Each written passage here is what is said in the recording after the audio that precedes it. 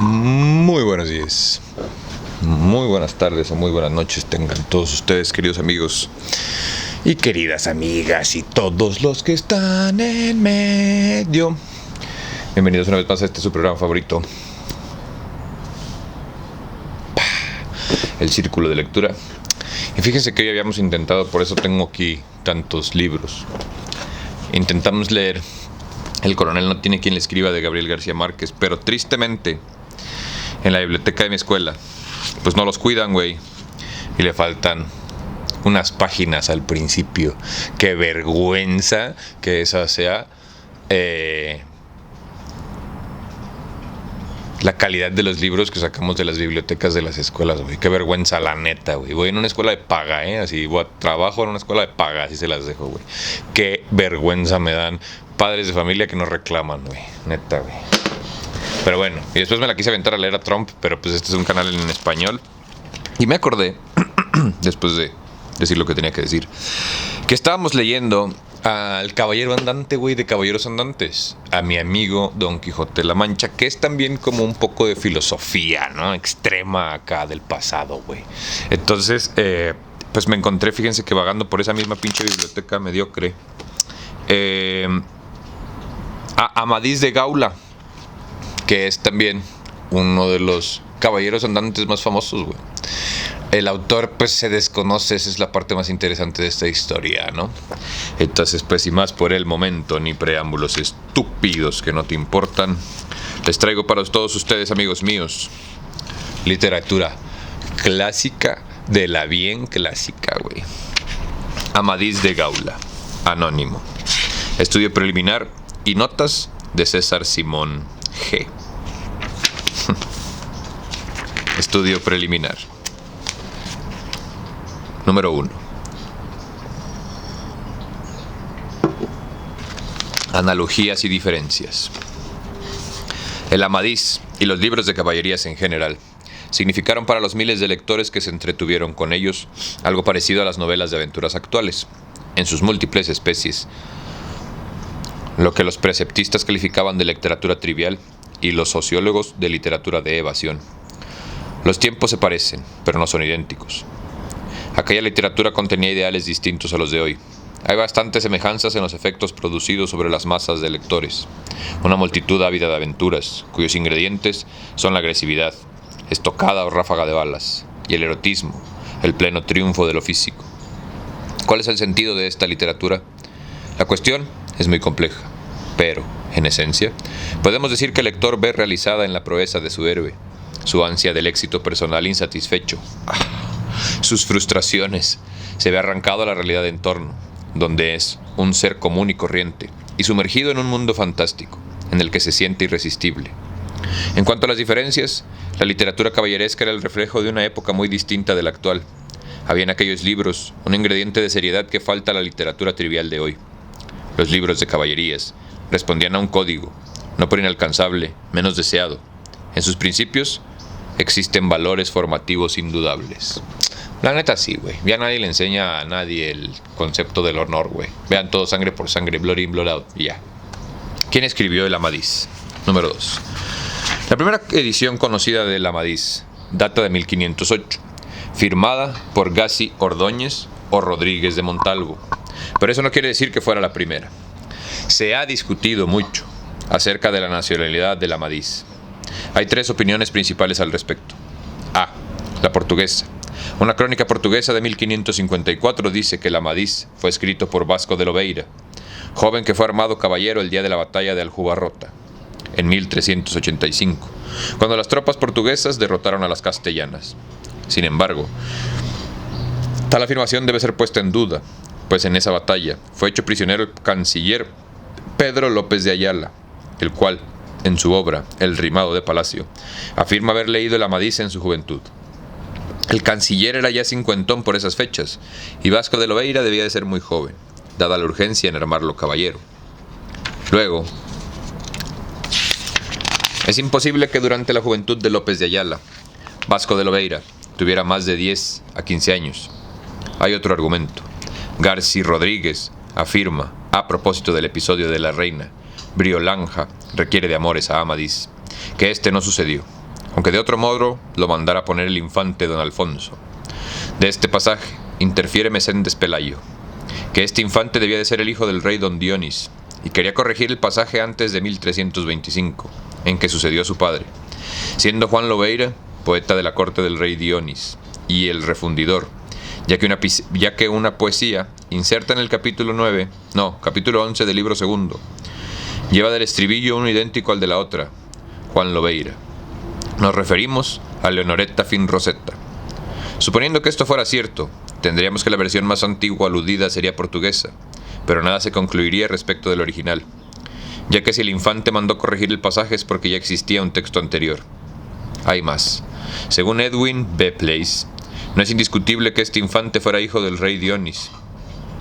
Hubo también un infante, don Alfonso, hermano del rey don Dionís, que llegó a ser cuñado de don Juan Manuel, el escritor español.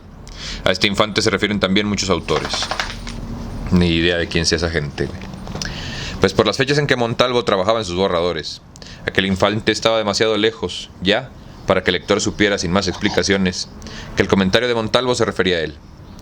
Más probable es que se tratara del infante portugués don Alfonso contemporáneo, desposado en 1490 con la infanta Isabel, hija de los reyes católicos, y casado ese mismo año con ella, lo cual haría sonar su nombre en Castilla, y más aún al morir, 6 meses después de una caída de caballo. La notoriedad de este joven explica que el lector pudiera entender, sin más referencias, a quién se refería Montalvo, al citar a un infante a don Alfonso. Y si la tesis de Edwin B. Place fuera cierta, resultaría que tanto las soluciones portuguesas del Amadís como las versiones en ellas implicadas serían posteriores a los españolas, es decir, datarían del siglo XV. Número B, letra B más bien. La española, entre 1345 y 1350, se tradujo del Regime Principium al español. Es una glosa de una traducción que se alude al Amadís. Por su parte, ya lo hemos dicho, el canciller Pedro López de Ayala alude al Amadís, afirmando haberlo leído durante su juventud. En 1345 tenía 13 años. También lo cita Pedro Ferrus, poeta del Cancionero de Baena, amigo del canciller. En su cita alude a un Amadís en 3 libros. En 1957, Antonio Rodríguez Moñino publicó unos fragmentos manuscritos, quizá de principios del siglo XIV, del siglo XV, pero de una versión primitiva del Amadís. Consta, pues, que los testimonios más antiguos e incuestionables referentes a esta obra son españoles. No se puede deducir de ellos, no obstante, que la obra fuera escrita originalmente en español, sino simplemente que son los más antiguos, aunque de los manuscritos publicados por Rodríguez Moñino se desprende, al parecer, que el lenguaje carece de lusitanismos, pero no de rasgos propios de la frontera lingüística castellana o leonesa. La realidad del Amadís es hoy por hoy española, mientras no se demuestre lo contrario. C. La francesa carece de pruebas. Se basa en una afirmación de Nicolas Gervais, señor des Essarts, que en el siglo XVI tradujo el Amadís al francés por encargo de Francisco I, y dijo que todavía quedaban fragmentos de un libro escrito en la lengua picarda, que había servido de base a la novela castellana. Esta discusión destaca la importancia del libro, obra clave en la evolución de la novela y pieza maestra de su género. Todo ello explica el deseo de atribuirse su paternidad. Punto número 3. Evolución del texto primitivo Amadís. Este libro sufrió un proceso muy frecuente en obras literarias medievales, la intervención sucesiva de diferentes manos, unas veces los escritores profesionales y aficionados, otras el mismo pueblo intervenía corrigiendo y enmendando, como afirma el mismo Montalvo que hizo. Según Edwin B. Place, el primitivo Amadís estaría constituido por los 2 primeros libros de Montalvo, aunque corregidos por este. El libro tercero había sido añadido posteriormente, opinión que también comparte la Peza. La base para esta información la podemos encontrar en los versos del Pero Ferrus, de los que también se infiere, así como del estudio del texto del libro cuarto y del Esplendian, que Amadís murió al final del libro tercero. Gracias. La señora Lida Malkiel lo demostró así, como también que la muerte de Amadís resultó a manos de su propio hijo Esplandian. Gracias, que no había reconocido a su padre. Asimismo, demostró esta ilustre investigadora, en contra de la opinión de algunos, entre los que se halla el mismo Méndez Pelayo, que Nanciano y Esplandian figuraban en el libro tercero, que se extiende hasta que el hijo de Amadís y Oriana puede tomar las armas. En resumen, el libro tercero será extensísimo. Montalvo lo habrá recortado, como hizo, en general, con toda la obra, aunque fuera la opinión de Meléndez Pelayo, según se deduce del análisis de los textos encontrados por Rodríguez Moñino. Lo que ocurre es que las modificaciones hechas por el libro tercero fueron más profundas, ya que modificó el desenlace y trasladó a su libro cuarto todo lo recortado en aquel. Las diferencias entre los libros son evidentes. Los dos primeros son mucho más amenos y más variados. Las aventuras y las acciones se suceden con un ritmo veloz. Hay menos discursos y digresiones. En los otros dos, las acciones se espacian, se van preparando. Recordemos la serie inacabable de mensajeros enviados por Amadís y sus amigos en vísperas de la gran batalla contra el rey Lisuarte. Abundan las digresiones y parlamentos. Por otra parte, Montalvo no mejoró la obra modificando el desenlace del libro tercero, en el que Amadís moría trágicamente en manos de su propio hijo, y terminándola con el encantamiento de Amadís y otros ilustres personajes. Desde las primeras páginas se tiene la impresión de que aquello no puede terminar mal, como se desprende de la omnipotencia que reviste al héroe. Tampoco favoreció la obra en cambio del rumbo de acción, trasladada de las regiones del noroeste de Europa al oriente del Mediterráneo, aunque esto, y al hacer intervenir a Amadís en aventuras no relacionadas con el amor cortés, parece obra del autor primitivo, libro tercero, y no solo Montalvo. En resumen, la necesidad de crear un libro cuarto obligó a Montalvo a retocar el tercero mucho más de lo que lo hiciera con los dos primeros.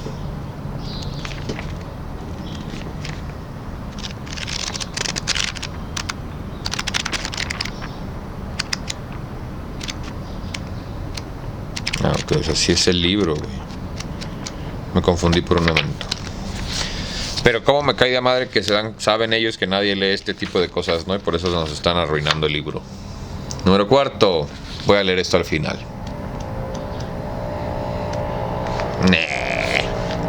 Son, sobre todo, las novelas del ciclo bretón denominado Vulgate, al cual hay que añadir el Tristán en prosa. Estas obras provenían de poemas franceses anteriores, donde se mezclaban motivos del occidente cristiano con viejos mitos célticos y germánicos. Y tales poemas, a su vez, procedían de las más viejas canciones de gesta francesas, de espíritu más sombrío, ascético e histórico. Pero el gusto del público cambió, así como las circunstancias sociales, y la vieja épica se transformó en estas nuevas creaciones vueltas de espaldas a la verdad histórica y geográfica, con abundancia de elementos maravillosos, como enanos, filtros de amor encantadores, amores apasionados e irrefrenables, caballeros esforzados que acometen toda clase de empresas, a veces por el solo gusto de acometerlas. Se caracteriza el nuevo género por la importancia absorbente del amor cortés, es decir, el que un caballero profesa por una dama, que lo lleva a ponerse incondicionalmente a su servicio. Si la dama llega a retirar sus favores, el caballero se apartará de la acción, habiendo quedado prácticamente inútil para ella. Esta idealización de la mujer se debe, según Hauser y otros, al deseo de halagar a los príncipes celebrando la belleza y cualidades de sus esposas. Hay mucho artificioso en el amor cortés de la época. Según Hauser, el amor caballeresco era variante en las relaciones del vasallaje, y como tal, insincero, pero no una ficción consciente. Su núcleo erótico es auténtico, aunque se disfrace.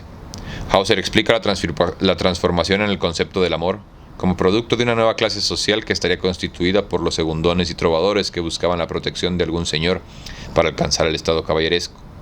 Según él, en esta transposición de la situación económica y social a las formas eróticas del amor, actuaron también, indudablemente, motivos psicológicos sexuales.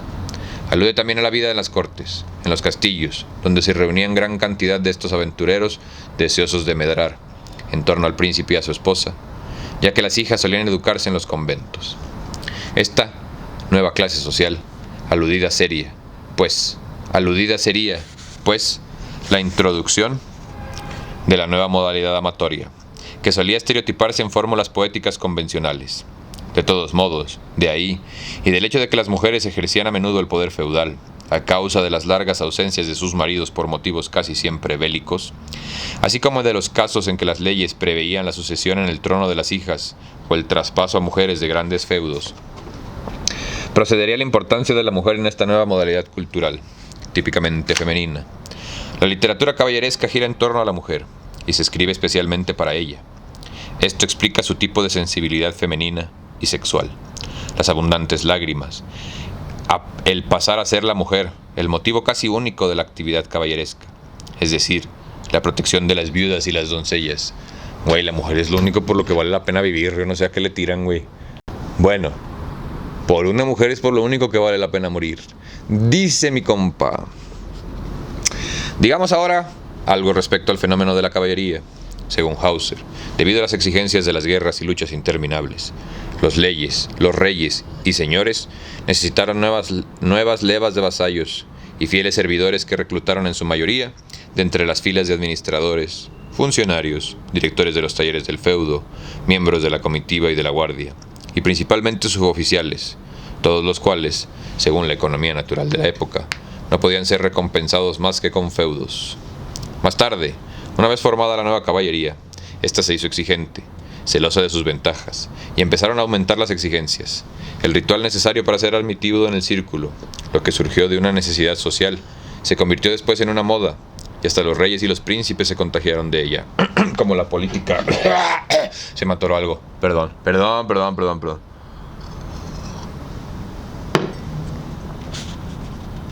Se constituyó, pues, una clase social compuesta por los antiguos nobles y los nuevos hombres fuertes, independientes, que no tenían más ley que su espada, ni más fuero que su voluntad. Esto, como consecuencia del tipo de vida, en sus castillos, en medio de sus tierras, cuyo gobierno se les había encomendado para una rápida defensa en caso de invasión. El caballero había de ser de legítimo matrimonio. Hasta los 7 años se educaba con las mujeres. Luego solía marchar a casa de otro señor más rico, donde servía de paje.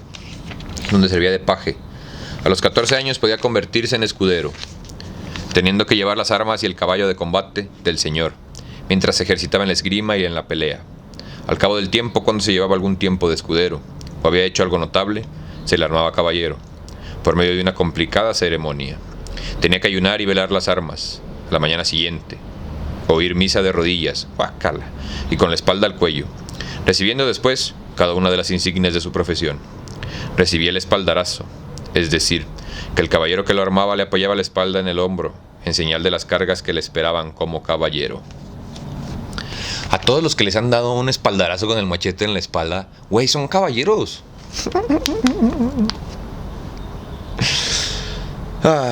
Él entonces hacía la promesa de comportarse en todo como un caballero, y luego se le entregaba el escudo, la lanza y el caballo de batalla. Había otra ceremonia para degradarlo, en el caso de que hubiera quebrantado el código caballeresco. Era colocado en camisa sobre un cadalso, y sus armas eran rotas en su presencia. Se arrojaban sus espuelas en un estercolero, o sea, un lugar para guardar el estiércol, y su escudo era arrastrado por un caballo, mientras un heraldo lo declaraba cobarde y traidor. Entre los deberes del caballero figuraban defender la fe católica y la iglesia y sus ministros, evitar las guerras injustas, amparar a las viudas, doncellas y menores, obedecer al emperador, no enajenar ningún feudo del imperio, etc. Poco a poco la mujer fue ganando importancia en las costumbres caballerescas. Cada caballero debería de elegir una dama. ¿Sabes quiénes eran caballeros, güey? Los teutones. Digo, para eso sí les gusta la historia, y los caballeros templarios también, esos fueron caballeros. Poco a poco la mujer fue ganando importancia en las costumbres caballerescas. Cada caballero debía elegir una dama. La indumentaria fue también evolucionando, desde el vestido de anillos de metal hasta la cota de malla, y posteriormente la coraza compuesta de peto y espaldar. Luego se le añadieron hombreras, manoplas, grebas, etc., que iban protegiendo las distintas partes del cuerpo, así como también se cubrió cada vez más al caballo. La cabeza se protegía como un morrión o casco de acero, provisto de una visera articulada y completado con una celda de encaje, babera y gorguera, que cubrían la barba y el cuello. El armamento consistía en una lanza, que se fijaba en el ristre del momento de atacar, en la espalda, en la espada, en la masa de armas y en la daga para rematar a los heridos. Los escudos, al principio, fueron de cuero, pero más tarde se construyeron de hierro y bronce, y se cubrían con las divisas del caballero. Estos balsones se ponían para que los caballeros se pudieran reconocer durante los combates, pero luego se complicaron y se hicieron hereditarios, exigiéndose ciertos requisitos para poder llevarlos. Cuando el caballero noble realizaba algún hecho de armas, podía ostentar las heredadas y adquirir otras nuevas insignias, las cuales se colocaban en los cuarteles del escudo. Los castillos, al principio, fueron de madera, y consistieron en una simple torre en un lugar eminente y de acceso difícil, rodeada de un foso sobre el que se colocaba una tabla de madera de puente. A partir del siglo XI, comenzaron a construirse de piedra. Sobre la muralla corría el camino de ronda. Tras el puente levadizo había una puerta de acceso al patio, a cuyo corredor se situaban los graneros, talleres, etc. En el centro se levantaba la torre del homenaje, donde se celebraba la ceremonia en la que los vasallos juraban fidelidad al señor. En caso de que el patio fuese invadido, aún podían defenderse la torre, por cuyos matacanes, agujeros abiertos en los muros, se derramaba pez y aceite hirviendo sobre los asaltantes. Había torneos, es decir, luchas por grupos y justas, donde se combatía mano a mano. Estos espectáculos estaban muy reglamentados. Era como el pan y circo de antes, como el fútbol de ahora, güey. O lo que supuestamente nos venden como el Coliseo, que hay 2 o 3 conspiranoicos que dicen que en realidad era una turbina. Todos estos elementos se hallan reflejados en las novelas francesas imitadas o traducidas en España, en fechas no muy conocidas, pero sobre todo en el siglo XV. Aunque desde luego existen traducciones muy anteriores. Consta que, antes de 1325, los principales personajes de la demanda del Santo Grial y del Tristán eran conocidos, tanto que don Juan Manuel, en el libro de la casa, habla de un halcón llamado Lanzarote. Casi todos los motivos bretones entraron en Castilla por Galicia, motivos que inspiraron numerosos romances y hallaron máxima popularidad durante los poetas de cancionero de Baena, es decir, al principio de la segunda mitad del siglo XIV. Según Edwin B. Place, los datos artúricos del Amadís pueden resumirse en los siguientes: un supercaballero, modelos, Lanzarote y Tristán, que sirve a una dama real a quien ama clandestinamente, modelo de la dama del lago, Morgana, el hada. Un gran rey británico, Artus, cuyos caballeros se dedican a practicar la caballería y la caballerosidad, y le ayudan en varias batallas contra sus enemigos, tales como Moderek y el emperador de Roma, parientes y amigos del superhombre. Modelos: Héctor, Lionel, Bores, Galás y otros, cuyas aventuras caballerescas van entrelazadas como las suyas. Un rey de Gaule, padre del superhombre. Modelo: Van, padre de Lanzarote. Celos de parte de la amada, quien imita al amante sus favores por algún momento, lo cual lo vuelve loco desesperado. Modelos: Lanzarote y Tristán. El héroe adquiere una herencia con castillo mágico. Modelo: Joyosa guarda, que importa mucho a la acción de la obra. Para que vean que todo lo que vemos hoy, güey, lo escribieron, lo hicieron, lo diseñaron, güey. No mames, estamos hablando de 1300, ñero. O sea, de 1300 para el 2000 son 700 años, papacito chulo. Así. Sin quitar los 24 que ya tenemos, güey, del 2000, güey. Para que te des una idea del original que son tus series originales, ¿no? Pónganse las pilas, bebés. Por eso son importantes este tipo de ejercicios de resistencia cultural. Sí, porque tenemos que conocer este tipo de historias para saber que nos están vendiendo refritos del refrito. Cállate, barbitas, ponte a leer. Número 5. Los personajes. No hay que buscar en el Amadís, como en ninguna novela anterior a Cervantes, una caracterización matizada y consciente que ayude a comprender la acción de los personajes. Pero eso no quiere decir que los protagonistas del Amadís, por ejemplo, sean muñecos sin rostro, y que lo único interesante sea la acción. Tampoco son personajes de una pieza, predeterminados a reaccionar del modo conveniente a la acción. Si esto fuera así, el lector no se hallaría prendido, como es el caso en el curso de la narración. Y sobre todo, la excelente prosa de Montalvo ayuda a caracterizar las reacciones de los personajes, que no se nos presentan con caracteres lineales, sino finalmente sinuosos, según las situaciones. Desde el momento en el que uno puede reaccionar con simpatía ante las respuestas del Amadís, o con antipatía ante la conducta un tanto casquivana del rey Lisuarte, el autor ha conseguido su propósito. Amadís es, desde el punto de vista novelístico actual, el personaje menos interesante como individuo, aunque lo sea como mito. Resulta perfecto, e incluso sabemos de antemano cómo van a terminar sus aventuras. Estas, por eso mismo, pierden emoción. Sí, pero fue su culpa, pendejos. Pudieron haber puesto esto al final. Amadís es, desde el punto de vista novelístico actual, así ya lo leímos. Este era uno de los rasgos esenciales del género, y el autor del Amadís tuvo que conformarse a él. Nuestro héroe es valiente sin fanfarronería, piadoso si llega el caso, honesto, respetuoso con sus señores y con sus padres, tierno, sensible. Amadís se nos presenta, dentro de su perfección, con un carácter cortés y prudente que le lleva a moderar sus impulsos y a no hacer alarde de sus fuerzas, más que cuando sus contrarios no quieren entender a razones. El tipo de Oriana es algo convencional, pero, dentro de sus cualidades genéricas, destaca el arte con que se matizan sus reacciones y deseos, especialmente sus celos. Su pasión por Amadís no le quita cierto espíritu calculador, y el autor sabe exponer con todo pormenor las habilidades femeninas para ir sorteando los obstáculos. Sobre todo, dentro de su espíritu prudente, acerta a evitar el conflicto declarado entre el amor final y el amor-pasión, haciendo que ninguno lesione al otro. De los personajes, el rey Lisuarte es el más complejo y verdadero. El autor, o los autores, ha sabido y querido trazar diferencias entre los diferentes personajes, no solo físicas sino morales. Agrajes, el primo hermano de Amadís, por ejemplo, es el joven impetuoso y algo reflexivo, activo, primario. Don Galaor es menos concentrado, de carácter que Amadís, galanteador, pero de noble condición. Y luego, la petulencia de estos caballeros que guardan pasos o prohíben pasar si no se les dice el nombre. Esta también, pintada con acierto.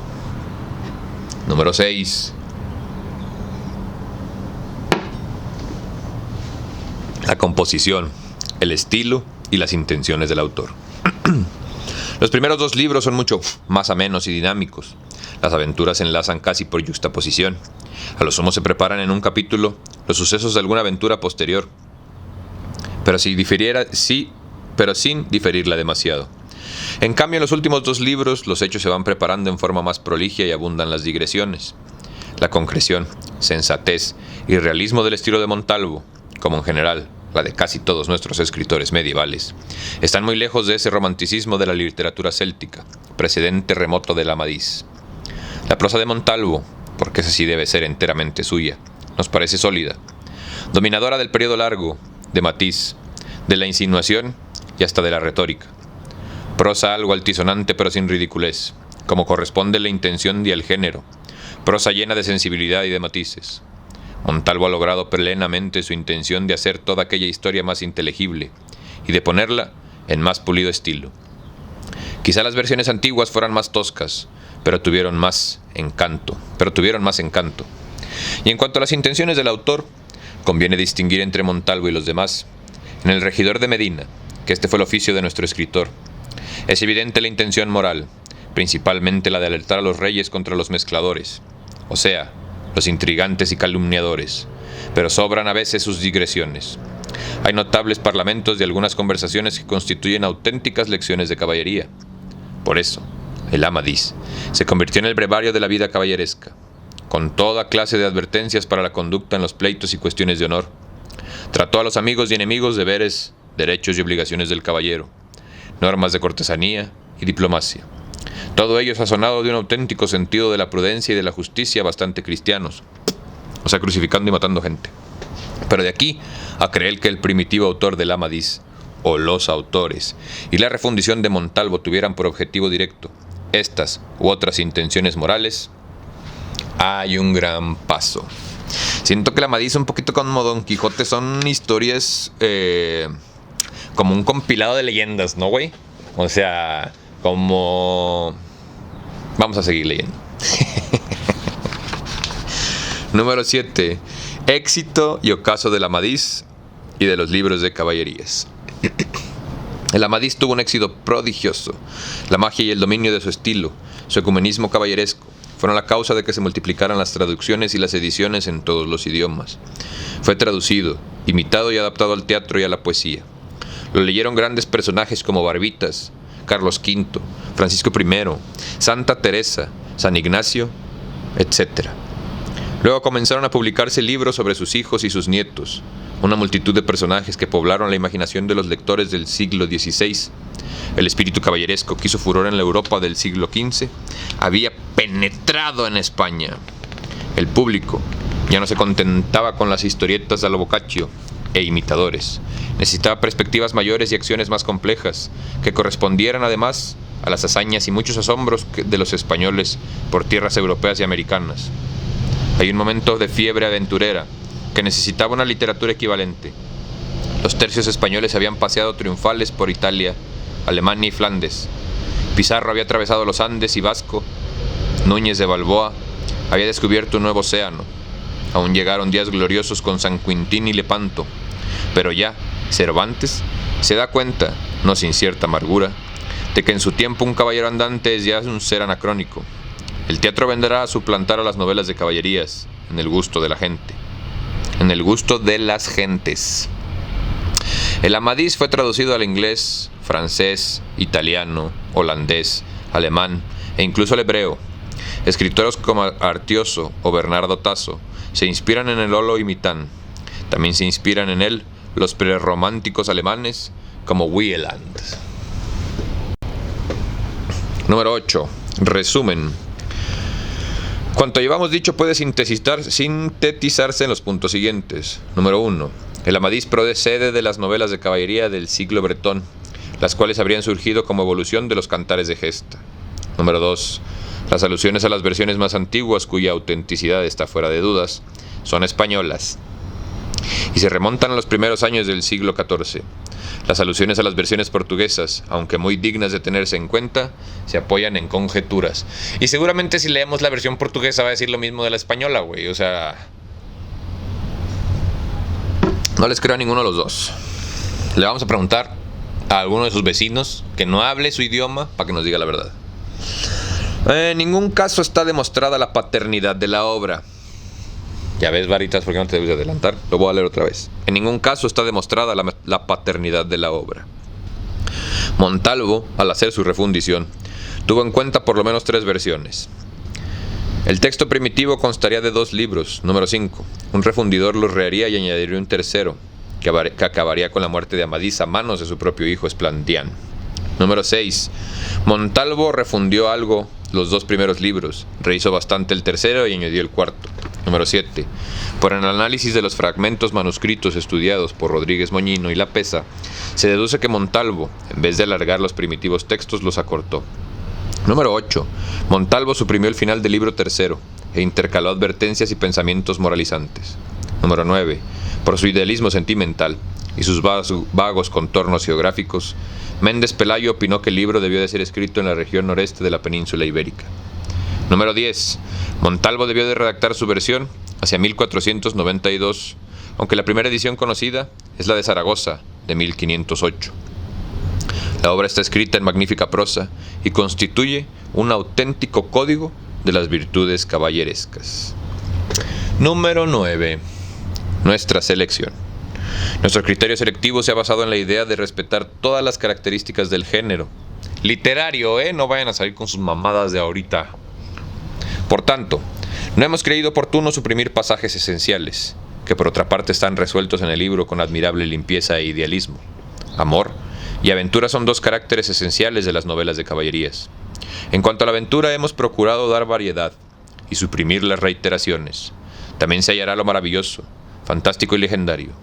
Así pues, se ha conseguido un texto variado y ameno.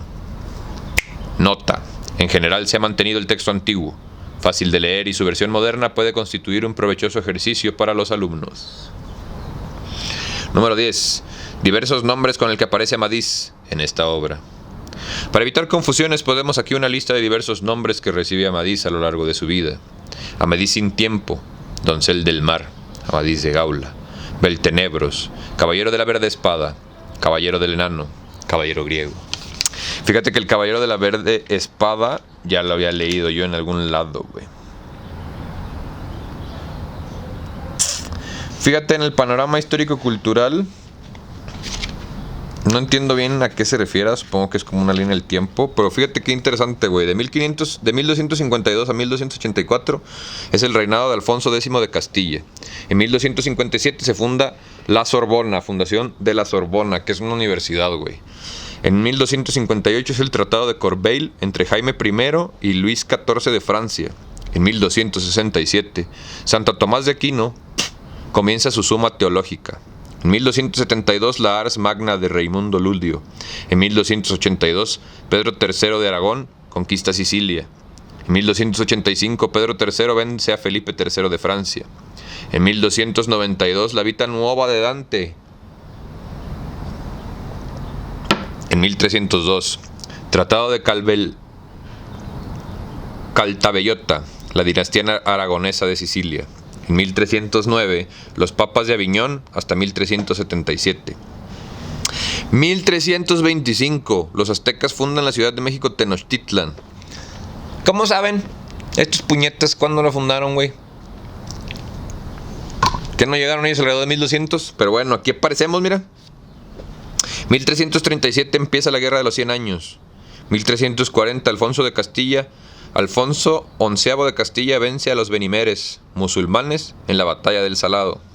1343, Pedro IV, el ceremonioso de Aragón, se anexiona a las Baleares. 1349, Pedro IV vence a la Unión Aragonesa en Epilia, Castilla, aliada de Francia, Portugal y Aragón, aliadas de Inglaterra. 1369, Enrique II de Tratasma mata a su hermano Pedro I el Cruel en los campos de Montiel. Los Trastamaras, en Castilla, empieza el cisma de Occidente. 1384, Juan Fernández de Heredia ha traducido a Plutarco. 1385, Juan I de Castilla es derrotado en Aljubarrota por Juan I de Portugal.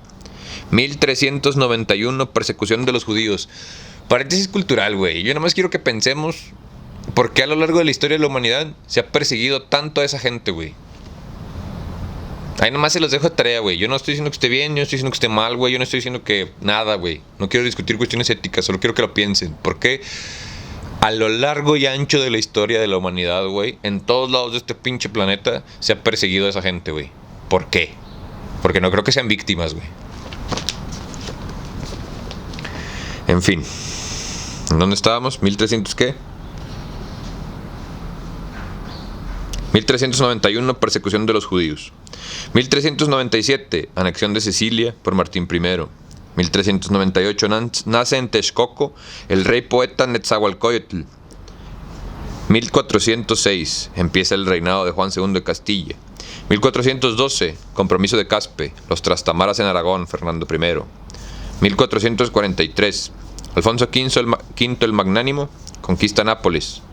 1445, comienza la última época de la poesía de Ausías March. 1453. Finaliza la Guerra de los 100 años. Los turcos toman Bizancio. 1337 a 1453. Ok, se las voy a fiar. 1453, la imprenta de Gutenberg. 1460, los portugueses llegan a Guinea y a los Azores. 1470, mueren en Nezahualcóyotl. Me parece muy interesante que en un libro sobre Amadís de Gaula se marque la importancia de Nezahualcóyotl, güey. Y en el sistema de educación pública nacional no me acuerdo que lo veamos. 1473, las imprentas de Zaragoza y Valencia. 1476, victoria de Isabel y Fernando en Toro. Perdón. 1479, Fernando II sucede a Juan II de Aragón. Tratado de Alcobaza con Portugal. Matrimonio de María de Borgoña con Maximiliano de Austria. Ese fue el de la guerra, ¿no? 1480, inicio de la Capilla Sixtina, guácala. 1481, empieza la Guerra de Granada. 1484, fin de la Guerra de las Dos Rosas, Enrique II Tudor. 1486, Bartolomé Díaz dobla el Cabo de Buena Esperanza. 1487-89, conquista de Málaga y Almería. 1492, invasión de América, redención de Granada.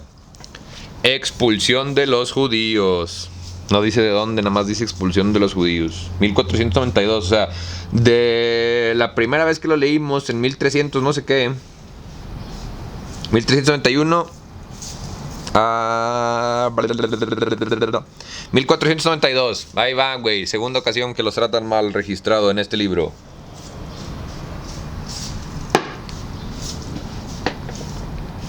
(1492) Gramática castellana de Nebrija. 1494 Tratado de Tordesillas con Portugal. 1495 Tratado de Barcelona con Carlos VIII, Rosellón y Cerdeña. Efímera ocupación de Nápoles por Carlos VIII de Francia. 1496 al 97 Reforma eclesiástica de Cisneros. Matrimonio de la princesa Juana y Felipe el Hermoso. 1498 Vasco de Gama llega a la India. 1499 La Celestina, no la cumbia. 1500 la Universidad de Valencia. 1500 Pacto de Granada con Francia. Luis XII de Francia ocupa Milán. 1501 Reparto franco-español de Nápoles. 1502 Cuarto viaje de Colón. Colonización de las Antillas. 1502 sube al trono el emperador azteca Moctezuma Xocoyotzin o Moctezuma II. 1503 Casa de Contratación de Sevilla. 1504 muere Isabel I. 1508 aparece en Zaragoza la primera edición conocida del Amadís. Y con eso, la próxima edición, comenzamos con el libro primero de Amadís de Gaula. Muchísimas gracias por venir a este ejercicio de resistencia cultural. Yo soy Barbitas y nos vemos a la próxima.